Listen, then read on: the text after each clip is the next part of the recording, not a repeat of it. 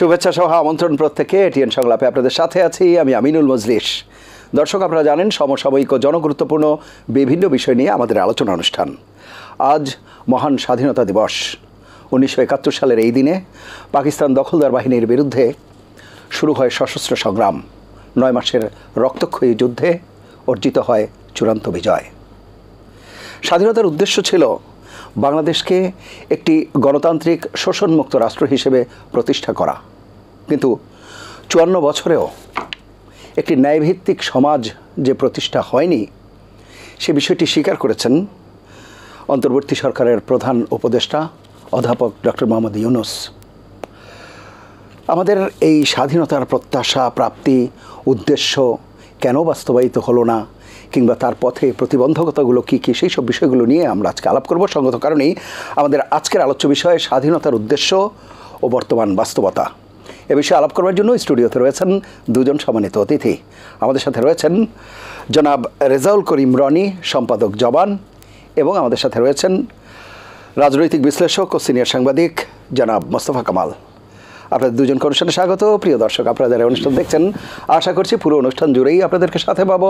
আপনাদের জ্ঞাতার্থে জানিয়ে রাখি, অনুষ্ঠানটি সরাসরি ফেসবুকে সম্প্রচারিত হচ্ছে। সেক্ষেত্রে facebook.com/ATN বাংলা অনলাইন এই লিঙ্কে ক্লিক করলে আপনারা অনুষ্ঠানটি দেখতে পাবেন। কথা না বাড়িয়ে আমরা চলে যাব মূল আলোচনায়। প্রথমেই জনাব রেজাউল করিম রনি, আপনাকে দিয়ে আলোচনা শুরু করব। আমাদের যে আজকের আলোচ্য বিষয় স্বাধীনতার উদ্দেশ্য, আজকের বাস্তবতা, সেই আলোচনায় যাব। কিন্তু তার আগে একটু যদি প্রেক্ষাপটটা এইভাবে শুরু করি আমরা, যে গত 16 বছরের স্বাধীনতা দিবস এবং এবারকার স্বাধীনতা দিবস, যেহেতু 5ই আগস্ট একটি ভিন্ন প্রেক্ষাপট, 24-এর একটি গণ অভ্যুত্থান, সুতরাং এই আলোচনার দিয়েই যদি শুরু করেন যে সেটিকে কীভাবে দেখছেন বা ভিন্ন মাত্রা কেমন। ধন্যবাদ। যে যেখান থেকে আমাদের দেখছেন শুনছেন সবাইকে আমার সালাম এবং শুভেচ্ছা, এবং আমার সহ আলোচক শ্রদ্ধেয় বড় ভাইকেও স্বাগত জানাচ্ছি। খুবই গুরুত্বপূর্ণ একটা ইস্যু দিয়ে আপনি শুরু করেছেন। দেখেন, লম্বা আলোচনা যাওয়ার আগে আমি একদম ডিরেক্ট ঢুকে যাই। স্বাধীনতা কথাটার গুরুত্ব একটা জাতির জীবনে, তার সিগনিফিকেন্স সময়ে সময়ে চেঞ্জ হয়, এবং সেই চেঞ্জের ক্ষেত্রে ধরেন যখন আমাদের একটা ভূখণ্ডের স্বাধীনতা অর্জনের লক্ষ্য থাকে, তখন উপনিবেশ থেকে মুক্তিটাই, বিদেশি শাসন শোষণ থেকে দেশকে মুক্ত করাটাই যেন স্বাধীনতা, সেটা থাকে তার প্রাইমারি লক্ষ্য। কিন্তু যখন বিদেশি শক্তি থেকে আপনার মুক্ত হয়ে যায় ভূখণ্ডটি, তারপরের যে স্বাধীনতাটা, তারপরের যে আকাঙ্ক্ষাটা, সেটা কমপ্লিটলি ডিফারেন্ট, কমপ্লিটলি অন্যরকম আর একটা আকাঙ্ক্ষা জনগণের মধ্যে আপনার কি বলে যে জাগ্রত হয়। যে কারণে আপনি যে প্রশ্নটি করলেন, তাহলে 5 তারিখে যেহেতু এরকম একটা প্রায় বিপ্লব স্কেলের একটা যে অভ্যুত্থান আমরা দেখলাম, তারপরে হ্যাঁ, পুরা স্বাধীনতার পুরা কোর্সটাই আসলে রিভিজিট করার একটা সুযোগ আমাদের হয়েছে। কারণ আমরা এতদিন পর্যন্ত 71, দেখেন 71-এর ক্ষেত্রে আমাদের সবচেয়ে বড় মিস্টেকটা কী হয়েছে? সবচেয়ে বড় মিস্টেকটা হয়েছে এটা একটা ছিল জনযুদ্ধ, সেইটা একটা আওয়ামী যুদ্ধে পরিণত হয়েছিল। তার যে বয়ান, তার যে ন্যারেশন, তার যে হিস্ট্রিওগ্রাফি, হ্যাঁ, এবং এখানকার ভারতীয় বাঙালি চিন্তা, আধিপত্যবাদী চিন্তার বুদ্ধিজীবিতার মধ্য দিয়ে আপনার মুক্তিযুদ্ধের ইতিহাসকে, জনযুদ্ধের ইতিহাসকে এমনভাবে ন্যারেট করা হয়েছে, এমনভাবে বয়ান করা হয়েছে যে অ্যাজ ইফ এটা একটা আওয়ামী যুদ্ধ। অথচ দেখা গেল যে আপনার এই 25শে মার্চের এই গণহত্যা যখন শুরু হইল, গণহত্যা শুরু হওয়ার আগেই হ্যাঁ শেখ মুজিব কিন্তু সুটকেস গুছাইয়া হ্যাঁ রেডি করে, এবং তাজউদ্দিন আহমেদের মেয়ের বইয়ে যদি আপনি দেখেন, তারা কিন্তু স্পষ্ট বর্ণনা আছে যে উনি বলতেছেন, তাজউদ্দিন সাহেব একটা রেকর্ডার নিয়ে গেলেন, যে বললেন যে মুজিব ভাই, হ্যাঁ এরকম একটা উত্তাল অবস্থা, মারামারি তো চারদিকে শুরুই হয়ে গেছে, তখন তো আওয়াজ পাওয়াই যাচ্ছিল যে আপনি স্বাধীনতার ঘোষণাটা রেকর্ড করে যান, একটা ঘোষণা দিয়ে যান। তো উনি বললো যে না, এই রিস্ক তো আমি নিতে পারি না, তাহলে আমি আজীবন দেশদ্রোহীর দায়ে আপনার দোষী থেকে যাব। তারপরে উই রিভল্ট বলে আপনার জিয়াউর রহমানের সেই ঐতিহাসিক কণ্ঠস্বর আমরা শুনলাম। হ্যাঁ, তারপরে মুক্তিযুদ্ধটা আপনার যখন এরকম একটা চৌকস এবং প্রশিক্ষিত সেনাবাহিনী নেতৃত্ব দিল, তখন জনগণের মধ্যে স্বাভাবিকভাবেই এটার যে স্পিরিট সেটা জাগরিত হলো। এবং তারও আগে এখানে মাওলানা ভাসানীর নেতৃত্বে আপনার 69-এর গণ অভ্যুত্থান এবং কৃষক সমিতি, যেমন শহীদ আসাদের কথা জানি, আমরা মনে করি যে শহীদ আসাদ একজন কৃষক এর ছেলে বা ছাত্র, হ্যাঁ আসলো মিছিলে যায় গুলি খেয়ে মারা গেল। এরা প্রত্যেকে রাজনৈতিক কর্মী, এবং 5 তারিখের অভ্যুত্থানে যেরকম একটা নির্দলীয় বা সর্বদলীয় লোকজন অংশগ্রহণ করেছে, 71টা এরকম ছিল না। 71-এর ব্যাপারে মোটামুটি 24 বছর ধরেই এখানে এক ধরনের আপনার রাজনৈতিক প্রচেষ্টা, দেশকে মুক্ত করবার এক ধরনের প্রচেষ্টা কিন্তু সচেতন রাজনৈতিক কর্মীদের মধ্যে ছিল। এবং মাওলানা ভাসানীর নেতৃত্বে গ্রামে গঞ্জে, হ্যাঁ, কৃষক, শ্রমিক, ছাত্র জনতাকে সংগঠিত করা এবং মুক্তিযুদ্ধের জন্য, এরকম সশস্ত্র যুদ্ধের জন্য প্রস্তুত করার অনেক ধরনের প্রক্রিয়া ছিল। হ্যাঁ, সেখানে অবশ্যই ওই সময় তৎকালীন আওয়ামী লীগ অনেক বড় রাজনৈতিক দল ছিল, পাকিস্তানের সাথে তারা বার্গেনিংয়ে ছিল। হ্যাঁ, কিন্তু দেশকে মুক্ত করা, সশস্ত্র যুদ্ধের মধ্য দিয়ে মুক্ত করা এক জিনিস, আর হইলো পাকিস্তানের সাথে ক্ষমতার ভাগাভাগির আলোচনা, সেটা দল হিসেবে সে করতেই পারে, সেটা নিয়ে কোনো মানে এটা তার যে খুবই নির্বাচন তো একটি বড় ভূমিকা রেখেছে। 70-এর নির্বাচন এবং নির্বাচনে তার ম্যান্ডেট, জনগণ ম্যান্ডেট আওয়ামী লীগকে দিল এখানে, বিশেষ করে পূর্ব পাকিস্তানের তৎকালীন এখনকার যে বাংলাদেশ। তো কিন্তু সেটা ধরেন জনগণের রায়কে পাকিস্তানিরা তোয়াক্কা করলো না, না করে এখানে ক্র্যাকডাউনের অবস্থা চাপিয়ে দিল। তো সব মিলে এখানে এই জনগণ যে হুট করে মানে নিপীড়িত তো ধরেন হচ্ছিল 24 বছর ধরে, কিন্তু 71-এ হঠাৎ করে 25শে মার্চে একটা গণহত্যা হলো আর লোকজন অস্ত্র নিয়ে নেমে গেল, ব্যাপারটা এরকম না। তাদেরকে সংগঠিত করা, হ্যাঁ, এবং জনযুদ্ধে নিয়োজিত হতে হবে। জনযুদ্ধে নিয়োজিত হওয়ার জন্য এই ধরনের মেইন স্ট্রিম রাজনৈতিক দলগুলো, হ্যাঁ, যাদেরকে আপনারা বামপন্থীরা বলবে বুর্জোয়া রাজনৈতিক দলগুলো, যারা ক্ষমতার বার্গেনিং করে, তারা কিন্তু এইরকম ধরনের বিপ্লব, অভ্যুত্থান বা হ্যাঁ সশস্ত্র সংগ্রামের মধ্য দিয়ে জনগোষ্ঠীকে মুক্তি করার দিকে ততটা আগ্রহী না যতটা ক্ষমতার দিকে আগ্রহী।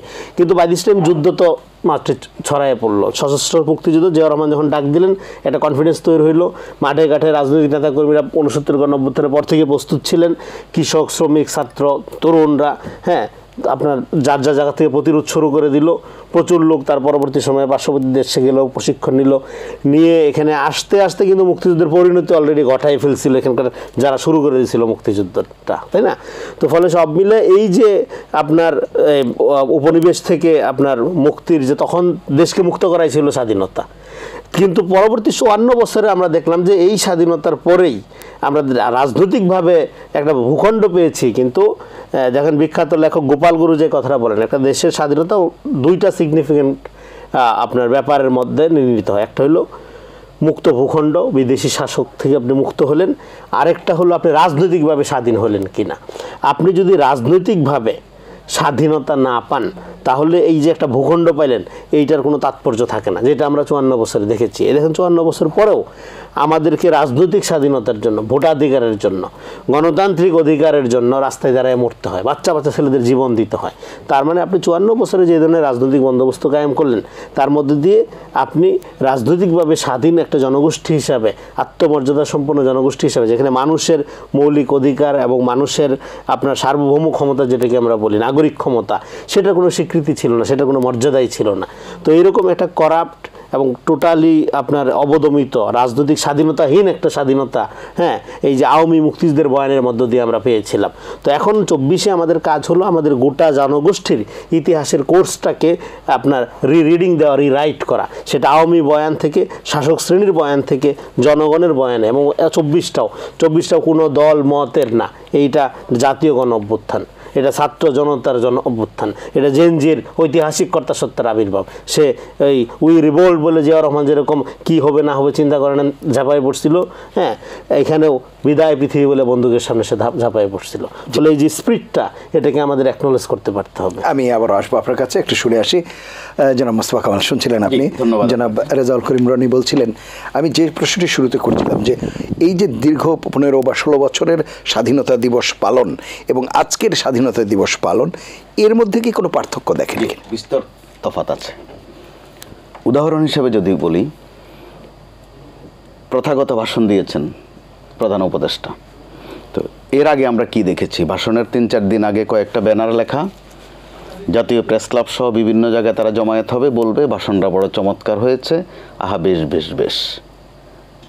তো ওই দৃশ্যটা কিন্তু আমরা দেখিনি এবার।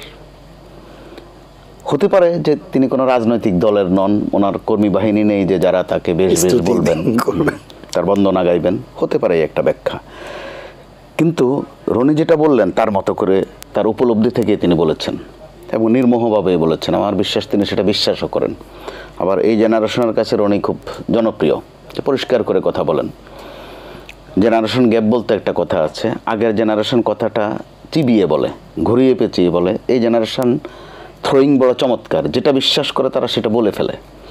তো সেই বলে ফেলায় তাদের কতটুকু উপকার হয়, কতটুকু ক্ষতি হয় আরেক আলোচনা। তো স্বাধীনতাকে দলীয়করণ করা হয়েছে। স্বাধীনতা একটা উপলব্ধির নাম। তো স্বাধীনতা আবার সময়ে সময়ে এটার বিন্যাসও ঘটে। তো ৭১ যে স্বাধীনতা এসেছে সেটা কিন্তু চট করে স্বাধীনতা আসেনি। এর আগে ছিল ভাতের স্বাধীনতার আন্দোলন, সেটা এলো ভোটের স্বাধীনতার আন্দোলন, এরপরে দেশের স্বাধীনতার আন্দোলন। আবার ২৪-এর যেটা যদি তুলনা করেন, ছিল নিরাপদ সড়কের আন্দোলন। নিরাপদ সড়কের আন্দোলন আসলো কোটা সংস্কার আন্দোলন, কোটা সংস্কার আন্দোলন আসলো সরকার পতন আন্দোলনে। এভাবেই হয়ে থাকে, কিন্তু নতুন নয় বিষয়টা। কিন্তু আবার এগুলোর সাথে তুলনা করা ঠিক না। কিন্তু আমরা তুলনা করতে গিয়ে গোলমাল পাকাচ্ছি। গোলমালটা কীরকম পাকাচ্ছি, মাঝে দিয়ে শাহবাগে একটা সরকার কায়েম হয়েছিল, আপনার বোধহয় মনে আছে ১৩-১৪ সালে। ওখানেও একটা সরকার, তার নামের সাথেও সরকার, যে নেতৃত্ব দিয়েছিলেন তার না, উনিও একটা সরকার, সরকারের ভিতরে আরেকটা সরকার। তো দেখা গেল উনি দিনের কোনো নির্দিষ্ট ভাগে একটা হুকুম জারি করেন যে যে যেখানে আছেন ওখানে দাঁড়িয়ে থাকবেন। সবাই দাঁড়িয়ে থাকলেন। কী জন্য দাঁড়িয়ে থাকলেন ব্যাখ্যা নাই, কী জন্য আবার হাঁটা শুরু করলেন ওইটারও ব্যাখ্যা নাই।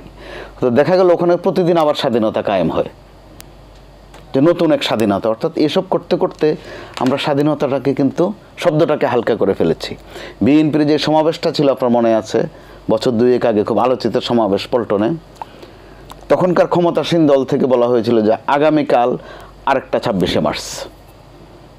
অর্থাৎ আমরা দিনগুলোকে, শব্দগুলোকে বরবাদ করা যেটা বলে সেটা করে ফেলেছি। তো ওদিকে না গিয়ে আমরা বোধহয় এভাবে বলতে পারি যে আমরা মাঝে মধ্যে এসব স্বাধীনতার বা স্বাধিকারের উপযুক্ততা হারিয়ে ফেলছি।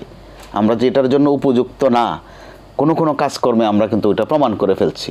৭১-এ দেশ স্বাধীন হয়েছে, এটা তো সত্য। গোলমাল পাকছে কোন জায়গায়, যে কিভাবে স্বাধীনতা এলো, কে ঘোষণাটা দিল, কে লিখলো, কে কলমটা এগিয়ে দিল, কে কাগজটা কোত্থেকে আনলো, কে কাগজটা ধরলো সামনে। অর্থাৎ খুচরা কাজে আমাদের একটা ব্যস্ততা। আবার এটা করতে গিয়ে আমরা দেখেন মুক্তিযুদ্ধকে বিতর্ক করে ফেললাম। ভুয়া মুক্তিযোদ্ধা বলতে বলতে ভুয়া মুক্তিযুদ্ধ মুখ ফসকে বলে ফেলি। এই দায় কিন্তু নিতে হবে। যারা এই স্বাধীনতা যুদ্ধের সাথে ভূমিকা রেখেছেন, যুক্ত ছিলেন, তারা দেখা গেল মুক্তিযুদ্ধকে পরবর্তীতে রনির ভাষায় যেটা রাজনৈতিক স্বাধীনতা করে ফেললেন। যে ভোটের জন্য এত হাহাকার, পাকিস্তানিরা বড় মন্দ, কিন্তু দেখা গেল বাংলাদেশের প্রথম যে নির্বাচন, ১৯৭৩ সালের নির্বাচন, ৩০০ আসনের মধ্যে আওয়ামী লীগ একাই ২৯৩টা পেল না, নিয়ে নিল।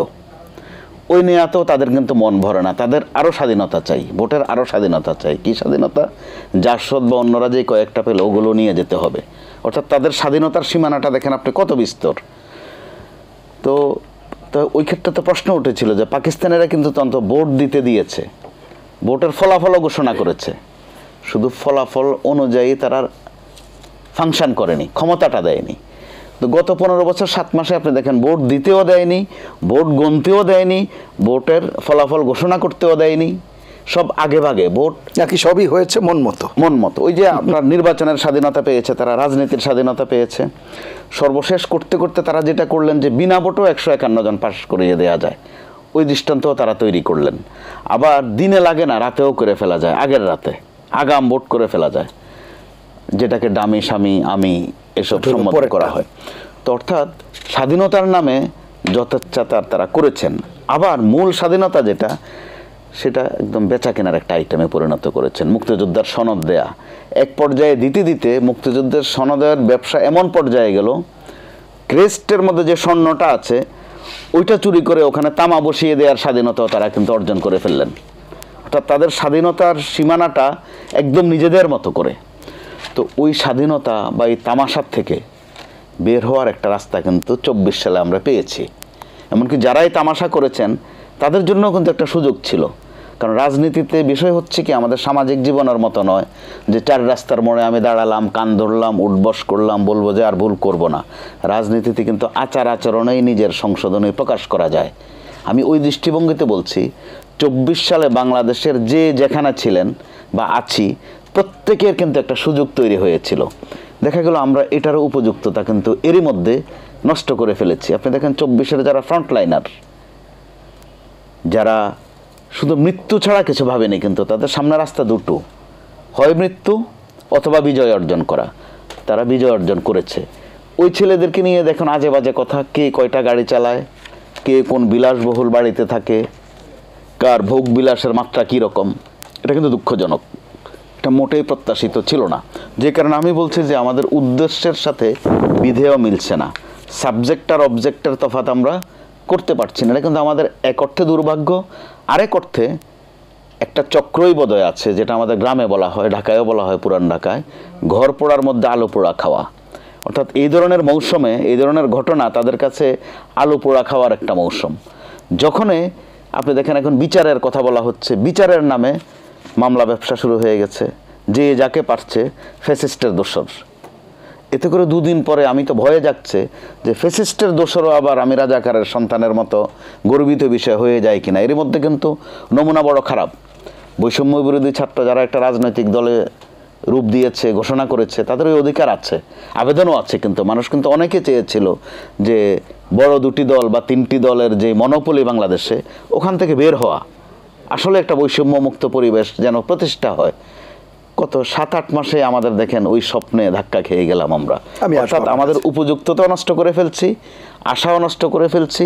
আশার সাথে প্রত্যাশা বলেন, প্রাপ্তি বলেন, উদ্দেশ্যের সাথে বিধেয় বলেন, যেটা আপনার প্রশ্ন ছিল, মিলছে না। কিন্তু জনাব মোস্তফা কামাল, আমি আসবো আবার আপনার কাছে, একটু শুনে আসি। জনাব রেজাউল করিম রনি, যে কথা বলছিলেন মোস্তফা কামাল, যে আওয়ামী লীগের কথাই যদি বলি, যে মুক্তিযুদ্ধে তো তারা যেহেতু সেই সময় বড় রাজনৈতিক দল, আপনি বলছিলেন বার্গেইন করছিল, সুতরাং তাদের একটা প্রভাব, ক্ষমতা বা সেই সময়ের একটা ভূমিকা তাদের ছিল।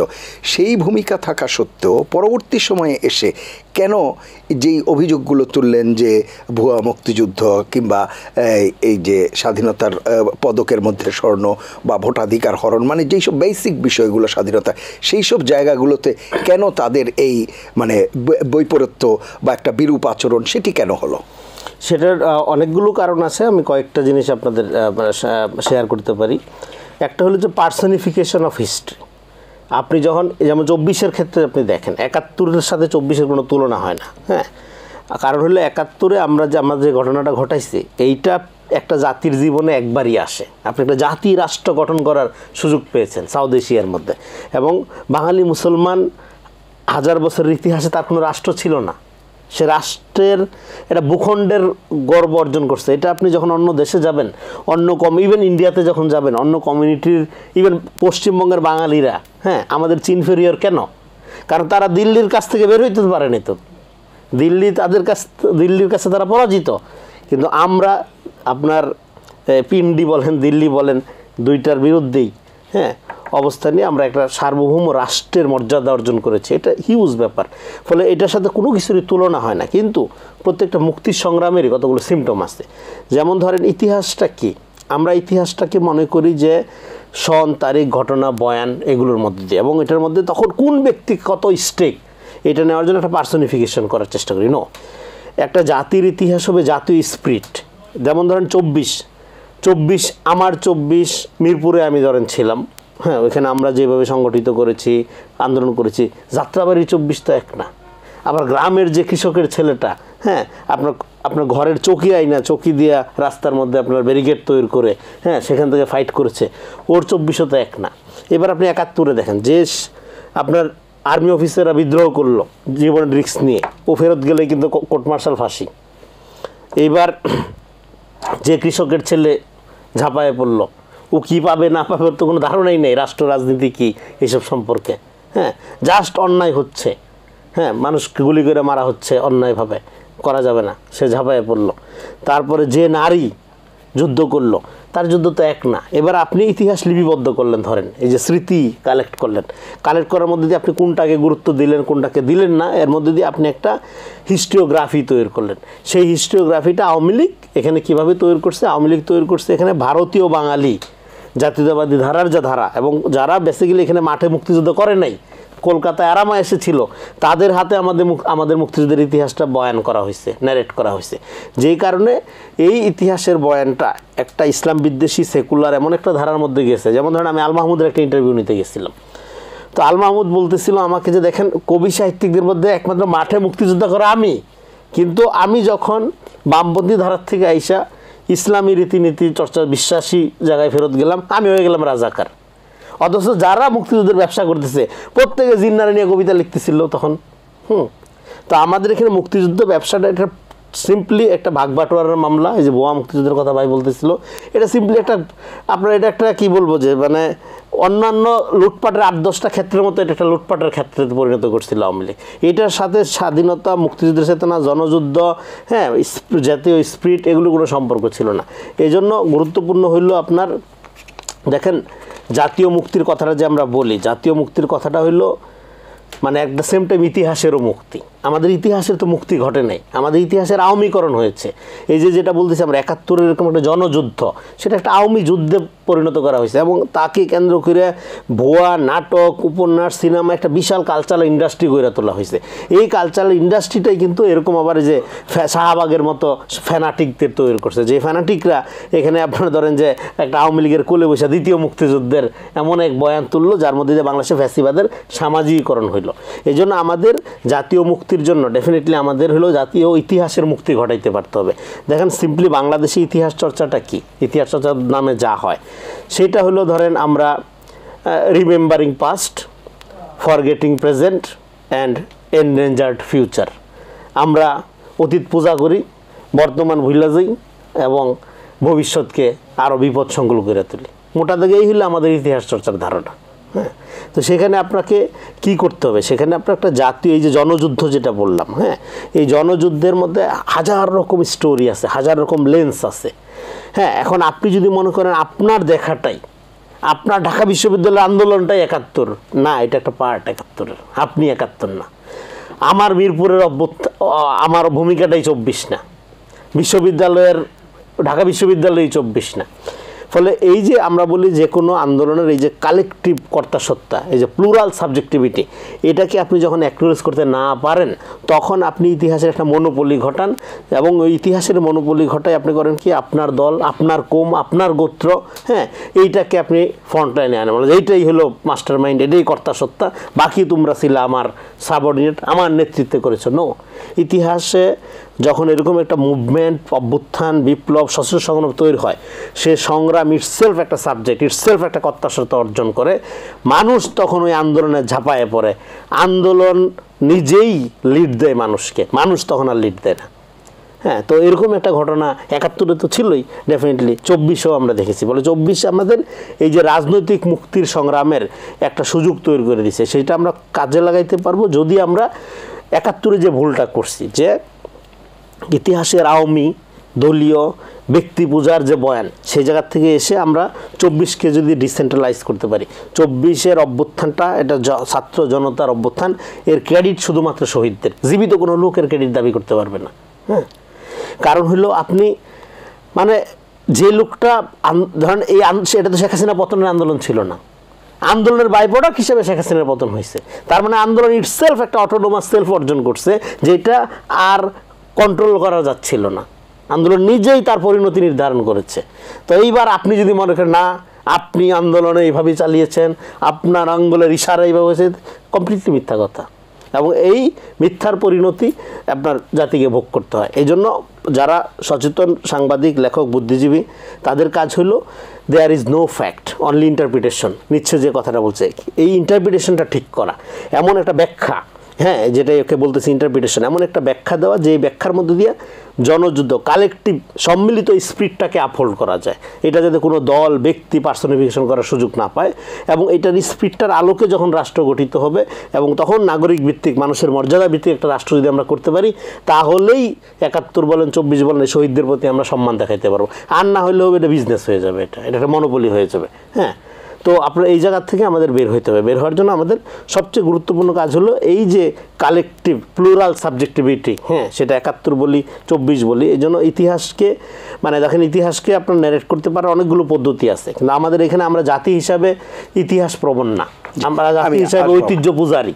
হ্যাঁ, ঐতিহ্য ইতিহাস পূজার ব্যাপার না, history has to be recognised. হ্যাঁ, এবং হিস্ট্রিটা হলো অতীতের ব্যাপার না, হিস্ট্রি হলো লিভিং পাস্ট। আপনি বর্তমানে কিভাবে আপনার পাস্টকে ন্যারেট করেন, ইন্টারপ্রেট করেন, ফিট করেন, হ্যাঁ, আপনার প্রতিদিনের জীবনযাপনে, কাজে, রাজনৈতিক মুক্তির আকাঙ্ক্ষায় বা মুক্তির পথে, সেইটাই আপনার ইতিহাসের সারমর্ম বা আপনার বৈশিষ্ট্যকে আপনার ধরেন তুলে ধরে। সেক্ষেত্রে 71 থেকে একটা জগদ্দল পাথরের মতো আমাদের বুকে চেপে বসছিল আওয়ামী বয়ানটা। হ্যাঁ, সেক্ষেত্রে আমি মনে করি 24-এর এই যে আমাদের মুক্তিকামী স্পিরিট, এটার আলোকে 71-কে এই আওয়ামী দলীয় বয়ানের বাইরের থেকে বের করে একটা জনযুদ্ধের স্পিরিট, একটা জাতীয় ইতিহাসের প্রকল্পের মধ্যে নিয়ে আসা, হ্যাঁ, নিয়ে আসার আলোকে এইটার অংশীদারিত্ব যে জনগণের, হ্যাঁ, জনগণকে বুঝাই দেওয়া। আমি আসবো আবার আপনার কাছে।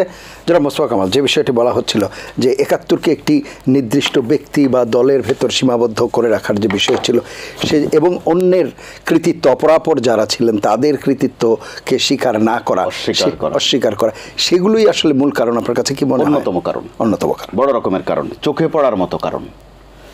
অর্থাৎ আমাদের যেই অনেকগুলো সংস্কার কমিশন হয়েছে, এর মধ্যে কয়েকটার কিন্তু বেশ কয়েকটার রিপোর্ট দেওয়া হয়েছে, ওখানে কিছু কিছু শব্দ ব্যবহার করা হয়েছে। একটা জায়গায় ব্যবহার হয়েছে যেটা আমরা সচরাচর ব্যবহার করি না, বহুত্ববাদ।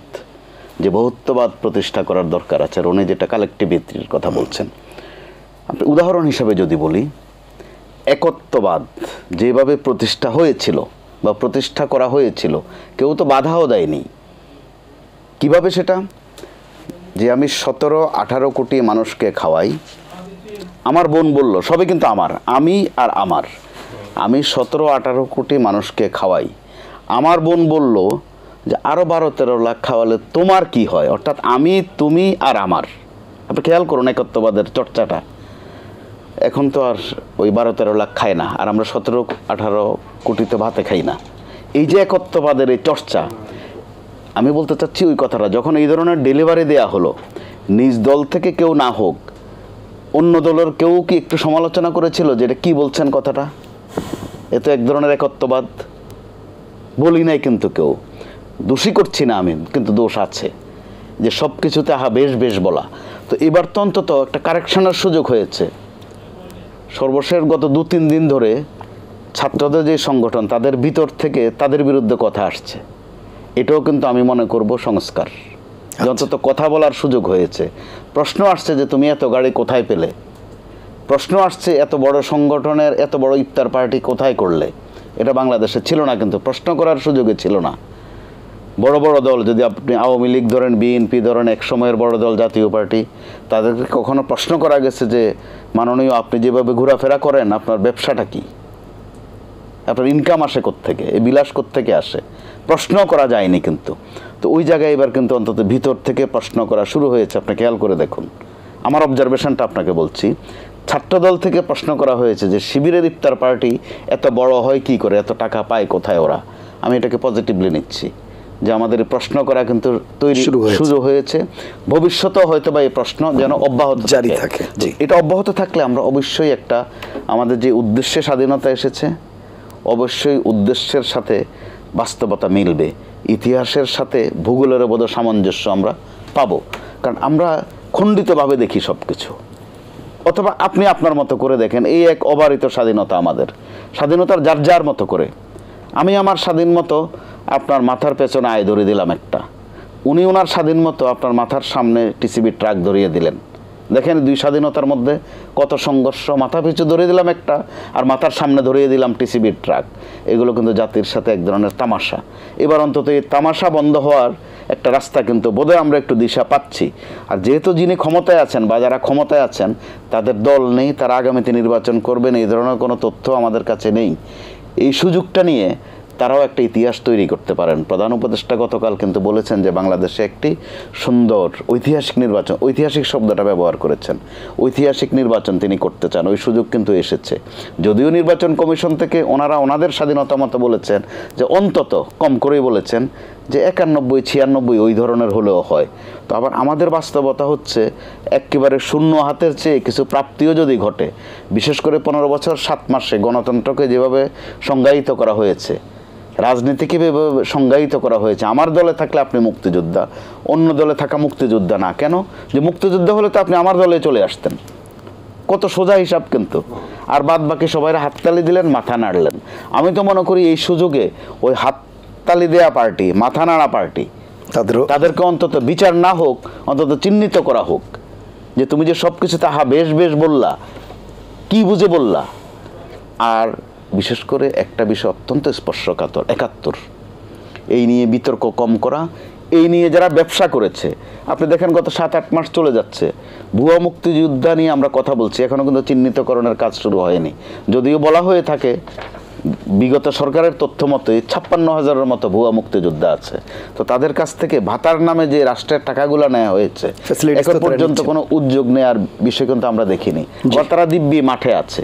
আবার আমরা এমনভাবে প্রকাশ করছি যত অপকর্ম শেখ হাসিনা, শেখ রেহানা সহ হাতে গোনা কয়েকজনই করেছেন, বাদ বাকিরা তেমন কিছু করেননি। তারাও কিন্তু এর মধ্যে একটা সুর তুলেছেন, খেয়াল করবেন যে যা করার ওই পরিবারটাই শেষ করে দিয়ে গেছে, আমরা ওইরকম আওয়ামী লীগ চাইনি। অর্থাৎ এটাও কিন্তু আরেকটা চাতুরি, যেটার জের ধরে কিন্তু রেকটিফাই কথাটা আসছে, রিফাইন্ডের কথা আসছে, স্বচ্ছ শুদ্ধ হওয়ার কথা আসছে। তো যারা শুদ্ধ হতে চান, মূল নেতৃত্ব, তারা কি আমাদের কাউকে বলেছেন এখন পর্যন্ত যে আমরা শুদ্ধ হতে চাই, অথবা আমরা কোনো ভুল করেছিলাম? ভুল করলেই তো শুদ্ধ হওয়ার প্রশ্ন। জি, আগে ভুল স্বীকার করা, আমরা কিন্তু ওই বিষয়ে এখন পর্যন্ত দেখি। জি আসবো, আমি একটু শুনে আসি। জি, যে বিষয়টা আসলে বলা হচ্ছিল যে স্বাধীনতার যে সূচনা বা সেই জায়গাতে একদিনে হয়নি, নানা রকম ঘটনা প্রবাহে, তার মধ্যে একটি বড় বিষয় ৭০-এর নির্বাচন, মানুষের ভোটাধিকার, এবং সেই জায়গা থেকে গত ১৫ বছরের আমাদের যে বঞ্চনা, এখন আমাদের সামনে সুযোগ এসেছে। এবং সেই সুযোগ আসার ক্ষেত্রেও দেখা যাচ্ছে নানা রকম প্রতিবন্ধকতা সময় সময় তৈরি হচ্ছে, নানা রকম শঙ্কা উকি দিচ্ছে যেই তারিখ বা যেই সময় নির্ধারণ করা হচ্ছে সেই সময়ে আদৌ হবে কি না, সেখানেও নানা রকম। এবং এক্ষেত্রে বলা হচ্ছে যে যারা পতিত স্বৈরাচারের দোসর কিংবা যারা পতিত স্বৈরাচার যারা চলে গেছেন, তাদের এক ধরনের ষড়যন্ত্র, কনস্পাইরেসি বা বিভিন্ন রকম কিছু থাকতে পারে। এবং আপনি প্রায়শই বলেন যে আওয়ামী লীগকে ডিল করাও একটা বিষয়, সার্বিকভাবে সেই বিষয়গুলো নিয়ে একটু আলোচনা করবেন। জি, এটা হলো, দেখেন আমি যে কথাটা বললি সেটা হলো আগামী দিনে আমাদের রাজনীতি নির্ধারিত হবে আওয়ামী লীগকে আমরা কে কীভাবে ডিল করতে পারছি তার মুনশিয়ানার উপরে। এখানে আওয়ামী লীগ কথাটা শুধু একটা সংগঠন আকারে না, আওয়ামী লীগ কিন্তু কোনো রাজনৈতিক সংগঠন না। প্রথম কথা হলো আওয়ামী লীগ কেন রাজনৈতিক সংগঠন না? Fascism has no politics, it's all about organisation. ফ্যাসিবাদের কোনো রাজনীতি থাকে না, থাকে একটা দানবীয় সংগঠন, সেই সংগঠনটা টিকায় রাখে কত অলিগার। তো পৃথিবী জুড়েই ফ্যাসিজমের কোনো রাজনীতি থাকে না।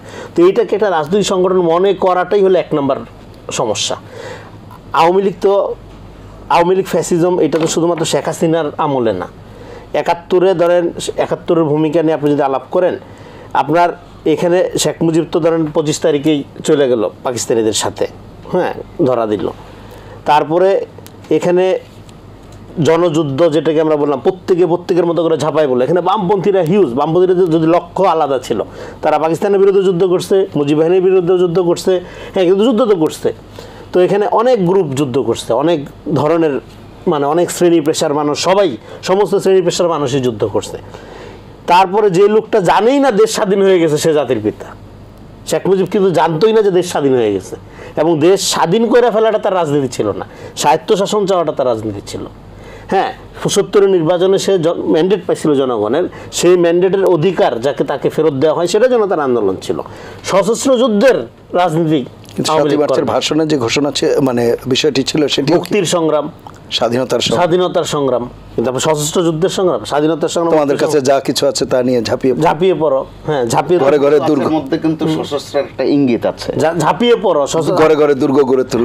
১৫ বছর ধরে মির্জা ফখরুলও বলতেছিল যে হ্যাঁ, ফিনিক্স পাখির মতো আপনারা নেমে পড়েন, হাসিনার পতন ঘটান। তো হয় নাই কেন? না, হয়নি, কিন্তু ওটার জের কিন্তু পড়েছে, ওটার প্রভাব আমরা পেয়েছি। তা আমি তো সেটাই বলতেছি, আপনার ৭১-এর প্রভাব তো এটা এমন না যে একজন লোক একদিন ভাষণ দিল, মাওলানা ভাসানী যাকে বলা হচ্ছিল প্রফেট অফ ভায়োলেন্স, ৬৯-এর গণ অভ্যুত্থান তো ৭১-এর প্রিয়াম্বল, ৭১-এর যে রিহার্সাল, হ্যাঁ, এটা তৈরি করছিল কিভাবে? আপনার মার্চের ৩ তারিখেই তো আপনার এখানে কি শুধু 7 তারিখে হয়েছিল, সমাবেশ হয়েছিল পল্টনে, 3 তারিখে বিশাল সমাবেশ হয়েছে, সেখানে মাওলানা ভাসানীকে প্রথম জাতির পিতা হিসাবে আখ্যায়িত করে ঘোষণা দিয়েছে। সেই ক্লিপস এখন আছে, এপির ভিডিওটা দেখেন আপনারা, জাতির পিতা ভাসানী স্লোগান উঠতেছে সেখানে। তো আমি বলছি আপনাদের পুরো ইতিহাসের কোর্স থেকে আপনি ভাসানীকে নাই করে দিচ্ছেন। আমাদের এই যে পলিটিক্স অফ মেমোরি, হ্যাঁ, পলিটিক্স অফ মেমোরি খুবই ডেঞ্জারাস। এটার মধ্য দিয়ে আমরা যে বয়ানটা, তো ডেফিনেটলি ওই সময় শেখ মুজিব অবিসংবাদিত নেতা, কোনো সন্দেহ নেই। আওয়ামী লীগ প্রধান রাজনৈতিক সংগঠন, তাকে সবাই সামনে রেখে আগাইছে। কিন্তু আমি বলছি সশস্ত্র সংগ্রাম, মাঠের যুদ্ধ যেটা, সেটা তো আওয়ামী লীগের লোকজন করেন। আপনি একটা সিম্পল উদাহরণ দিই, এই যে এত গবেষণা করেন না মুক্তিযুদ্ধ নিয়ে, মুক্তিযুদ্ধের শহীদদের তালিকা এবং আওয়ামী লীগের বড় বড় নেতাদের তালিকা, ধর ময়মনসিংহ, জামালপুর, খুলনা, হ্যাঁ, ওই সময়ের আওয়ামী লীগের নেতৃস্থানীয় নেতা আর মুক্তিযুদ্ধের শহীদদের একটা তালিকা মিলান, তাহলে মুক্তিযুদ্ধের শক্তি কে বাইর হয়ে যাবে, একদম পরিষ্কার হয়ে যাবে। আপনি এই গবেষণাটা করেন, সারা দেশ জুড়ে করেন, যে ওই সময় তালিকা তো পাওয়া যায় আওয়ামী লীগের নেতাকর্মী, না বড় বড় নেতাকর্মী, এটা জনযুদ্ধ ছিল অ্যাবসলিউটলি। সাধারণ কৃষক শ্রমিক যুদ্ধ করছে, কারণ তারা ভিকটিম ছিল, তারা কলকাতায় পালায় যায় না এইভাবে। হ্যাঁ, আওয়ামী লীগের বড় অংশ তো পালায় গেছে, পালায় যাওয়ার মধ্যে দিয়ে তারা অপরাধ করছে তা না, কন্ডিশন ছিল। সেখানে তাজউদ্দিন আহমেদের ভূমিকা, তারা মুক্তিযুদ্ধের সংগঠক ছিল, এবং সেই যে সংগঠক কমিটি যেটা, সেটার উপদেষ্টা তো ভাসানী রাখা হয়েছিল। এবং ভাসানীর সাথে একজন, ভাসানী যেখানে গৃহবন্দী, ভাসানী যদি ভারতে গৃহবন্দী না থাকতো তাহলে ইতিহাসটা আমাদের অন্যরকম হইতে পারতো। তারপরেও তার সাথে একটা গোপনে যোগাযোগ ছিল, চিঠিপত্রের মাধ্যমে, কিন্তু ভাসানী যেখানে যে বাড়িতে হাউসের ছিল সেখানে গোপনে যোগাযোগ ছিল।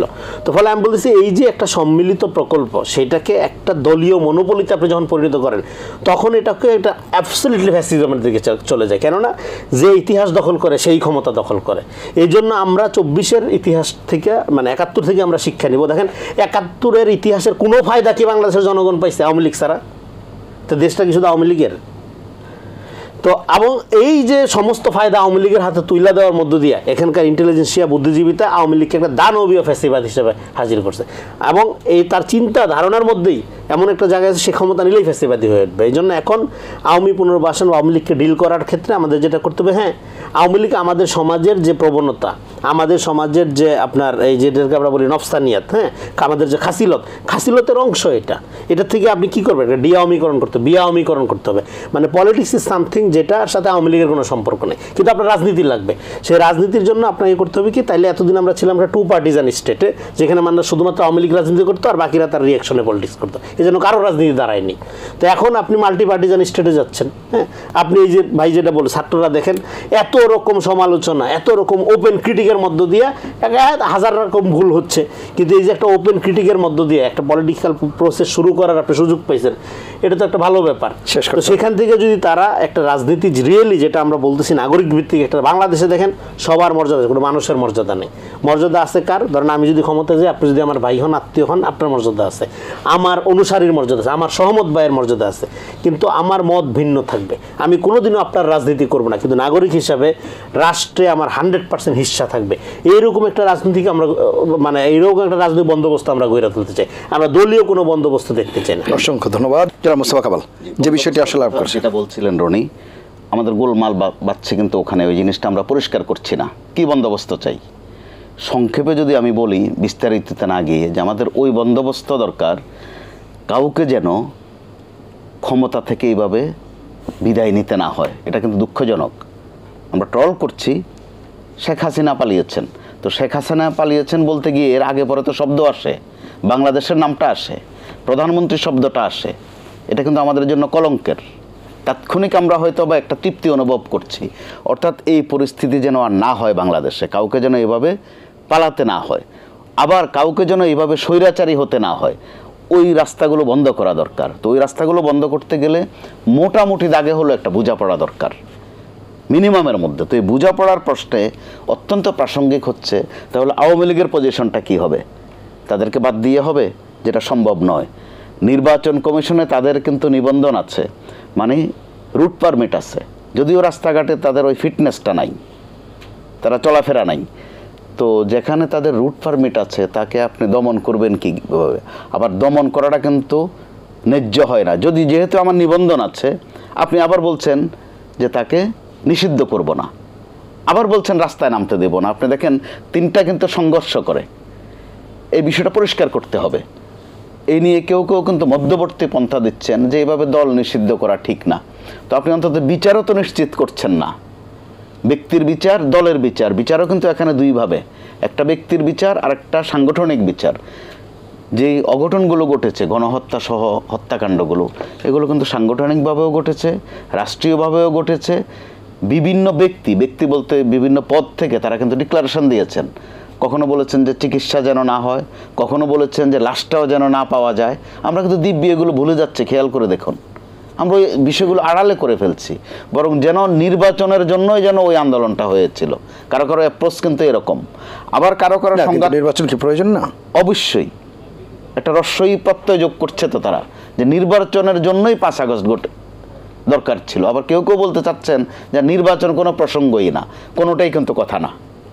নির্বাচন অবশ্যই লাগবে, এটা রাজনৈতিক সরকার লাগবে।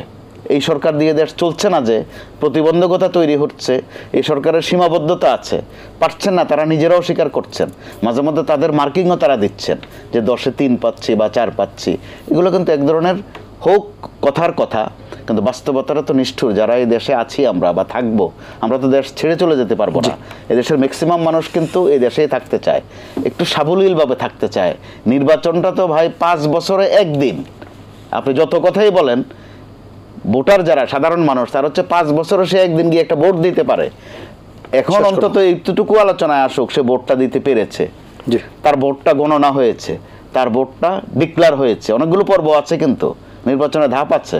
তো অন্তত এই সুযোগটা তৈরি হোক। কিন্তু যেভাবে অ্যাপ্রোচ করা হচ্ছে যে সম্ভব হলে ডিসেম্বরে না হলে হবে না, অথবা জুনে কেন হবে, এই যে নানান বাহানা ধরা, এই বিতর্কগুলো বন্ধ করে অন্তত বিচারের বিষয়টাও কিন্তু সমান্তরালে চালানো পারে, যেটা বিএনপির ভারপ্রাপ্ত চেয়ারম্যান শেষ করা যাবে না, নিয়মিত বলছেন তিনি। কিন্তু একটা প্রক্রিয়া শুরু হতে পারে, এগুলোকে প্রক্রিয়াগুলো শুরু হোক, একটার সাথে আরেকটা যেন মোটে সংঘর্ষ না করে, এবং এগুলো সাংঘর্ষিক নয় কিন্তু। জি, তিনটেই সমান্তরালে চলছে। জনাব রেজাউল করিম রানী, শেষ করব নির্বাচন প্রসঙ্গে আপনার মন্তব্য শুনে। দেখেন, আপনি তো ফ্যাসিবাদের মধ্যে দীর্ঘ সময় ছিলেন, আপনি এখন একটা গণতান্ত্রিক প্রক্রিয়া যাবেন, তো নির্বাচন নিয়ে কথা বলতে হবে কেন? আপনি ভোটাধিকার নিশ্চিত করবেন, তাই তো? এখন ভোট দেওয়া মানে কি সিলমারা আমার পছন্দের মার্কায়? নো, ভোট ব্যাপারটা আমরা বুঝি না, এই জন্য আমরা মিডিয়াতে প্রচার করি ভোট উৎসব মুখর করে। ভোট কি বিয়া হাঙ্গা যে আপনি উৎসব করবেন? Serious business vote.